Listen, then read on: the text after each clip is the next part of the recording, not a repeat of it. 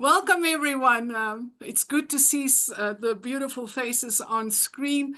I thought about it early on. Isn't it just amazing that we can connect virtually across the globe on such a wonderful time span across the continent? So welcome to everyone. Welcome to this first session.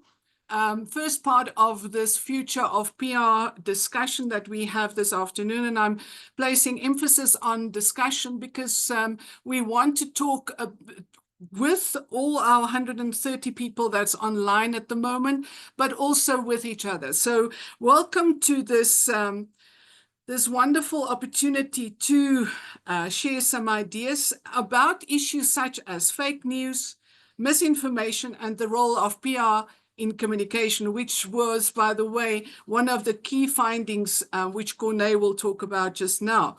So this co-authored between Corné and myself, this report really represents the views of the professional institutions across the globe, and we're looking at about 68,000 PR professionals around the globe that, that shared their perceptions about the global insights and global practices of our PR industry.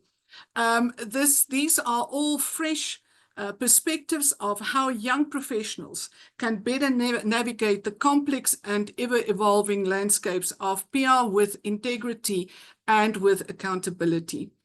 The research highlights, as I said earlier, on responsible communication, AI ethics, and then cultural sensitivity, crucial for a transparent and ethical media environment. It's really my honor to introduce my colleague and friend. I'm putting that disclaimer in here. She is my friend as well. She's not just a colleague.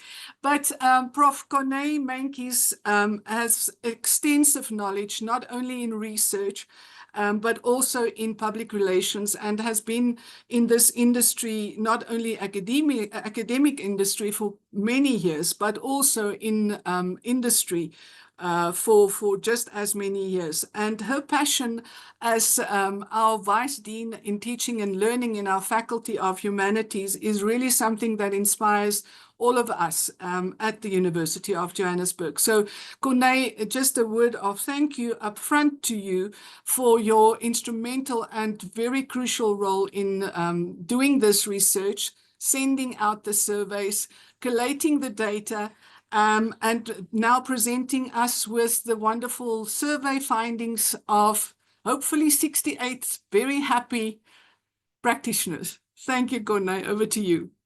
Thank you so very much for that introduction, Prof. Beneke. To everyone here, thank you very much for the opportunity to share with you the results from the survey. So I'm going to kick it right off because I'm on a short leash when it comes to time. So I just want to make sure that everyone can see my screen at the moment.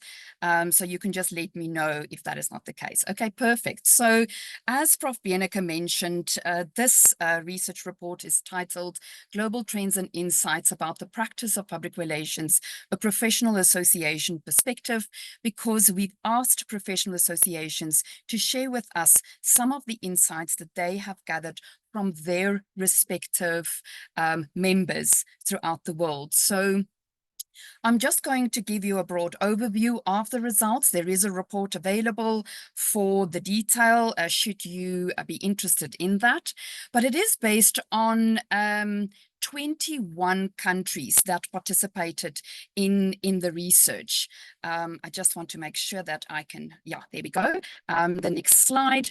And as Renee mentioned, the data represents around 68,000 members of the professional associations worldwide. So of the 21 countries, you should be able to spot them on the map there. We have participants that include nations from Africa, Asia, Australia, Europe, South and North America, as well as New Zealand. And of course, what this means is that this study provides a broad scope of a truly global perspective on PR practices.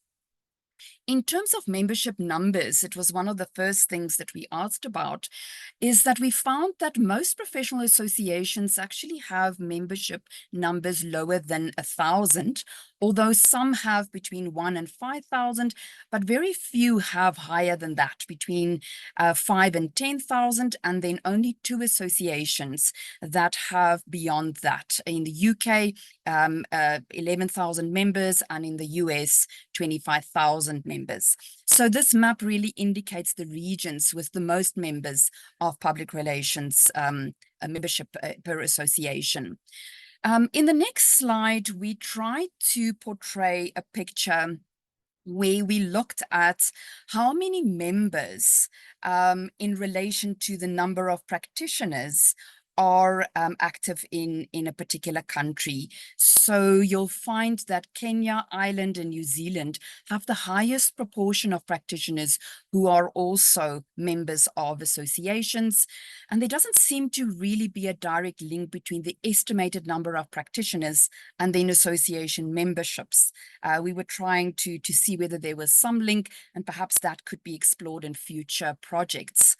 Some countries, unfortunately, lacked some data here on the total number of pre-out practitioners. So then you'll find that that is not represented, in this particular graph. In terms of demographics, we looked at a couple of things. The first one was the ethno-linguistic backgrounds. And it was fascinating because it was highly diverse, of course, across the world. But we typically found that Zambia, South Africa, Australia, and Bangladesh reported the most diverse ethno-linguistic groups, whereas other countries like Kenya, China, Ireland, and Sweden did not list specific groups, but only one. So again, that is fascinating because it impacts our communication, of course.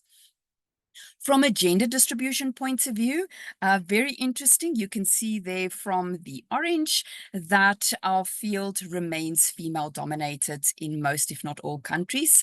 There's only one exception, which is Bangladesh. And not that many countries were able to report on non-binary members, or countries didn't really report on those who do not prefer to mention gender at all. So of course, this is always a sensitive topic, but it was interesting to see how the associations reported on this. And of course, I think some research among associations may be important here. From an age distribution, the most dominant group was the age 35 to 54-year-olds, but Zambia, very interestingly, reported the largest percentage of young practitioners, 18 to 24, and this was followed by China, South Africa, and Australia. And then the US, Kenya, and Bangladesh have significant percentages in the 65 plus category, which was also quite interesting. From an education point of view, we typically saw that across the board, 3- and 4-year bachelor degrees were the most prevalent. And of course, that's not, there's no standardized way of looking at this because different countries have different educational systems, but in general, this is what we saw. Ireland, South Africa, and Hungary reported quite a significant number of diploma qualifications. These are typically 2- to 3-year qualifications, whereas Kenya and New Zealand have the highest percentage of members with doctoral qualifications. So we now get to a more interesting part, perhaps, and this is in terms of the context of work. So I think for the first time, we asked the question around the distribution of members working in-house, in agencies, or are self-employed. And here, it was the first time that associations participated in this, and many didn't have the data. And there was really a distribution across the board. There wasn't a clear indication of whether it was mainly in-house or agency-based. And of course, many people who report as self-employed are also in agencies. So in future, we could relook how we look at this particular question. And of course, the one many people want to know about, salary. In a majority of the countries, practitioners earn between 15 and 30,000 euros. We used euros sort of as a benchmark, and the lowest earning countries were Bangladesh, Vietnam, and Zambia, highest earning countries, Australia, Ireland, and New Zealand. Of course, this is relative to what the economy is like in a particular country.